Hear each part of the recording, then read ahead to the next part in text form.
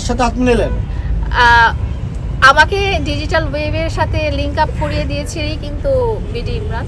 তো ও যদি অনুষ্ঠানে না থাকতো তাহলে তো অনুষ্ঠানটা সম্পূর্ণ হতো না।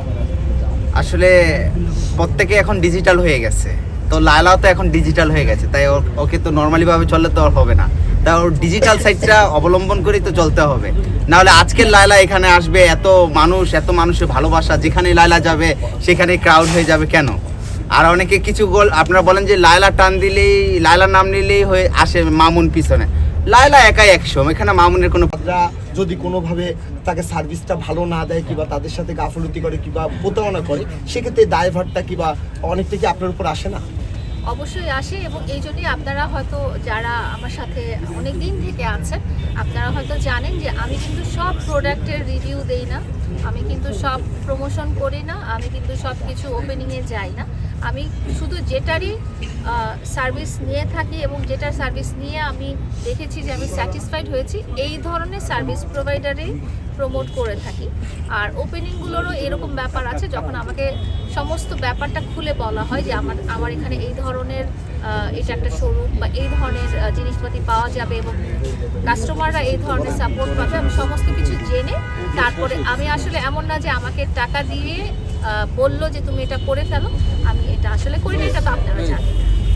আরেকটা বিষয় যদি আপনাকে বলি তা হলো লায়লা, আপনার নাম নিলেই সাথেই কিন্তু একটা হাততালি দেন।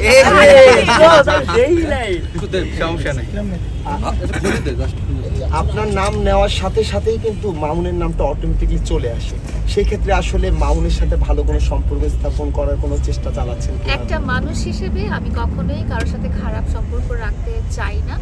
অনেকেই আছে যার সাথে আমি আমার বনি বনা হচ্ছে না, অনেক মানুষ আছে যারা আমার উপরে রাগ করে আছে, আপসেট হয়ে আছে না কারণে, কারণ একটা মানুষ হিসেবে আমি তো 100% পারফেক্ট হতে পারি না। তো তার সাথে হাত মিলালেন? আমাকে ডিজিটাল ওয়েভের সাথে লিংক আপ করিয়ে দিয়েছে কিন্তু বিডি ইমরান। তো ও যদি অনুষ্ঠানে না থাকতো তাহলে তো অনুষ্ঠানটা সম্পূর্ণ হতো না। আসলে প্রত্যেকে এখন ডিজিটাল হয়ে গেছে, তো লায়লাও তো এখন ডিজিটাল হয়ে গেছে, তাই ওকে তো নর্মালি ভাবে চললে তো আর হবে না, তাই ওর ডিজিটাল সাইডটা অবলম্বন করেই তো চলতে হবে। নাহলে আজকের লায়লা এখানে আসবে, এত মানুষের ভালোবাসা, যেখানে লায়লা যাবে সেখানে ক্রাউড হয়ে যাবে কেন? আর অনেকে কিছু আপনারা বলেন যে লায়লা টান দিলেই, লায়লার নাম নিলেই হয়ে আসে মামুন পিছনে। লায়লা একাই 100, এখানে মামুনের কোনো প্রয়োজন নাই। আচ্ছা, আমি লায়লা তো মামুনের জন্য তো লায়লা পায় 3 ঘন্টাও দেরি করেছে, তাহলে আপনি কিভাবে বুঝলেন যে মামুনের প্রয়োজন নেই? কারণ হচ্ছে কি, যে ব্যক্তি ভালোবাসার মূল্য দিতে জানে না সেই ব্যক্তির তো কোনো প্রয়োজন নাই। বুঝতে পারছেন? আশা করি আপনার অ্যান্সার। সেটা তো আমরা আপার কাছ থেকে শুনি নেই। শোনেন না, সেই তো লজ্জা বলতে পারে না। লজ্জা না, এটা আমি এমনিতেও কোনোদিন বলবো না। লায়লা আপু, আপনি আজকে মামুনের কাছে কষ্ট পেয়ে এখানে চলে এসেছেন, আসলে কতটুকু কষ্ট পাইছেন একবারে সত্যি কথা বলবেন? সত্যি কথা কি, আমি আশা করেছিলাম উনি হয়তো আসবেন, আশাভঙ্গ হয়েছে। কষ্ট, ব্যক্তিগত কষ্টটা না হয় নাই বললাম।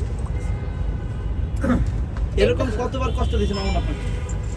এরকম কষ্ট আসলে সবাই দেয়, আপনারাও দেন মাঝে মাঝে।